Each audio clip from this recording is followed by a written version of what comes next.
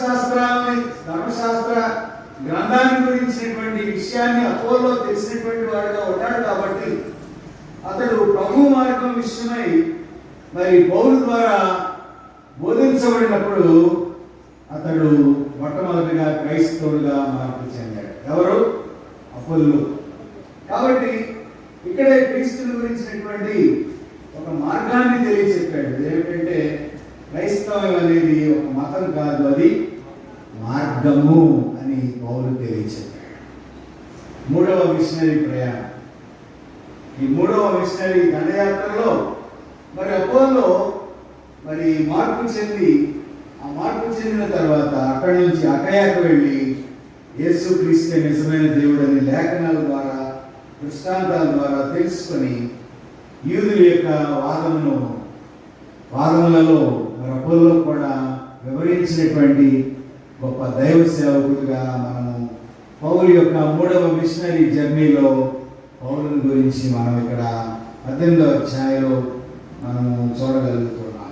అంటే ఇక్కడ గలతియా, ఫ్రుగియా అక్కడ ప్రాంతంలో, ఈ మారుమూల ప్రాంతంలో పౌలు మరి అనేక పర్యాయాలు తిరిగి ఈ మూడవ మిషనరీ ప్రయాణంలో సువార్త ప్రకటించినప్పుడు ఆ సువార్త ప్రకటన ద్వారా మార్పు చెందించబడినటువంటి విషయాన్ని పౌలు యొక్క జీవితంలో మనం చూడగలుగుతున్నాం. చివరిగా మనం గమనించగలిగినట్లయితే 119వ దావీదు కీర్తన 41వ వచనం నుంచి 48వ వచనం వరకు మనం గమనించగలిగినట్లయితే యోహాను సువార్త 8వ అధ్యాయం 31, 32 వచనాల్లో యేసు ప్రభువారు శిష్యులకు చెప్పినటువంటి విషయము ఈ 119వ కీర్తనకు అన్వయించుకోవలసినటువంటి భాగమైనట్లుగా మనము జ్ఞాపకం చేసుకోవాలి.